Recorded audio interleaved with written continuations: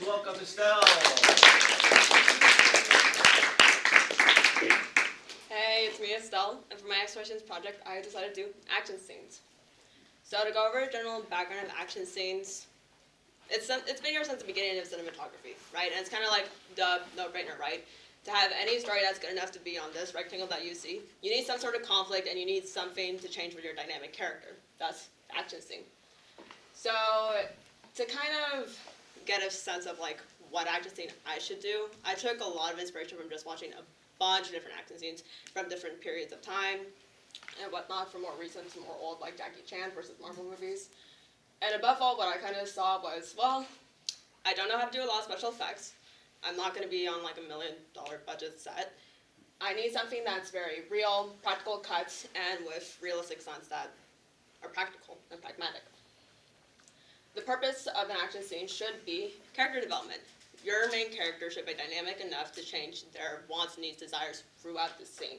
And it should raise the stakes of your story to make your story more complicated and interesting, and also kind of add to the abyss moment in most stories that get your story going along, which creates overall a sense of progress. So to kind of go through what makes a good action scene, I want to kind of do a little bit of film analysis with you, since the bulk of you are not film students and don't understand film language. So what really makes or breaks your action scene is your angles and your shots. How you film your characters, you should be able to get a sense of what is their dynamic in this scene. Who's on top, who's on bottom, who's winning, who's losing. So in this shot, we can see it's Iron Man, right? It looks like he's looking down on someone in this scene, so he looks really high and mighty. Thus, subconsciously we assume he's winning the fight, which means someone's losing. In this scene, it's Captain America. And we can also see it's a very blurry shot, kind of creating this sense of disorientation of Captain America. You can see he's not doing too hot. I mean, even when we get to our wide shot, it's pretty clear. There's a very direct line of being looked down upon. And it's even created by these sense of shadows of power. But what's this?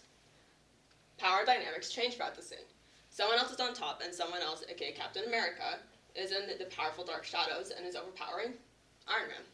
Which is even created in the sense of, well, they're on the same footing in this end shot, and they're even in the middle of where Captain America was originally.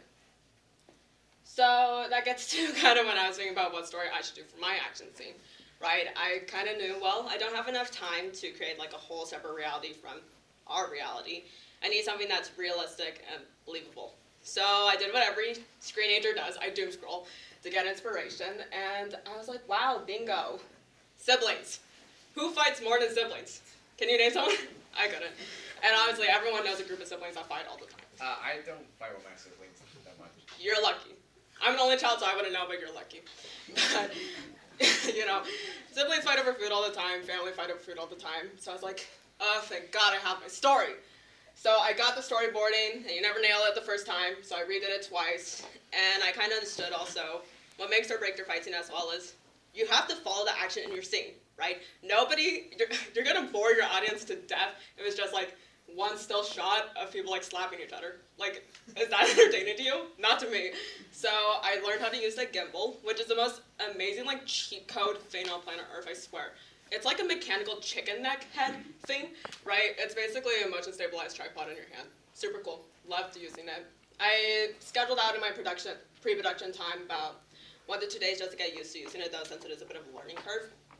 And then I contacted my actors, my lovely Luke and Jason, my childhood friends. They're twins, so they fight a lot more than usual siblings. And yeah, I got the shot after explaining the storyboard and genre choreography. And let's watch it.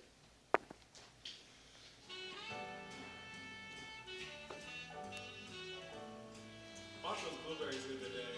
They sound really good right about now. I want some blueberries.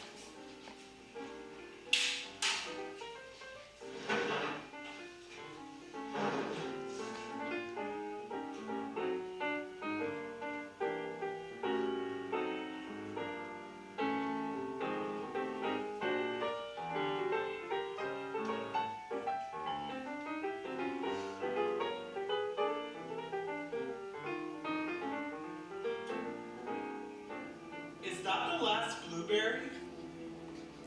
Yeah. I wanted those blueberries. It's not a big deal anyway. You didn't get them first.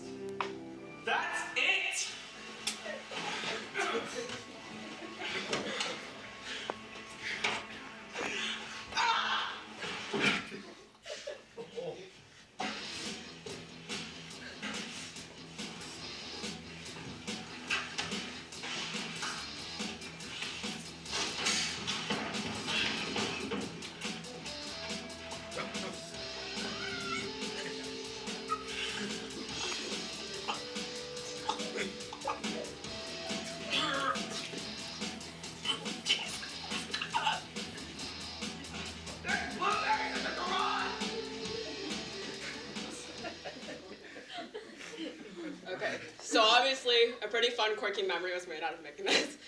I was honestly kind of stressed because I only had 2 days for production with these twins because obviously everyone's really busy as the Bay Area. But my overall takeaways from doing this, yeah, everyone says make time, but what I mean when I say make time, I mean have realistic expectations, okay? I thought just like a few hours of using the gimbal and like stationary optics would be enough to really master using that equipment, but it's a whole different beast when you're on set and actually moving with the actor to make the shot. It's just not as easy as you would expect. I'd also schedule way more time to choreograph. I mean, it takes more than 15 minutes for everyone on set to know your vision. I mean, that's why we have so many meetings in film. There's a reason for that. I also would recommend use a different mic than me. Oh my god. I had nobody else on set with me to help me get any audio. It was just me and that little Tascam recorder, and like I wasn't gonna attach a lavalier mic to that part, obviously. But I would have much preferred like getting a boom pole with the mic at the end and get someone else on set just to hold it above to get accurate audio. I also would recommend for sound, make more time for Foley. Foley is basically like personalized sound effects for your scene that you edit in later. I did do some. Also, shout out to Darian. He let me kick him so much just to get accurate sounds for that on the ground, whatever we were saying.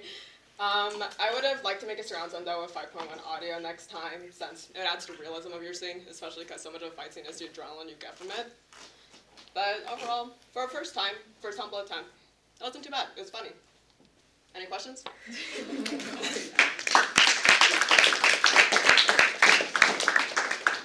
So I might be a little biased here, but I liked how you use Captain America Civil War, like using the camera shots to like explain like kind of like lighting and kind of like the camera work. It helped me understand like more about like when I was watching the final product. It helped me understand you explained like imposing lighting, and I could see that in the video. So I thought that was really cool. Martin. Oh, yeah, I really like how you did that. That was very nice. Also, the inciting incident was quite good. Also, funny enough, I actually recognized those people.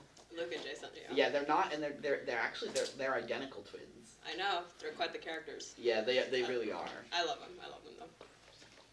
Darren? Out of the like 6 or 7 or 8 times that you kicked me, how many did you actually end up using? Okay, like 3. Okay. Okay. No, it's I'm curious. How... It's not like I slapped you. Yeah, but you kicked me pretty hard. I'm sorry. It's fine. It did turn out realistic though, so it didn't go in vain. Thank you for that. I would fight for blueberries. You would? I would too. Love them. They are good fruit. Yeah, that's all.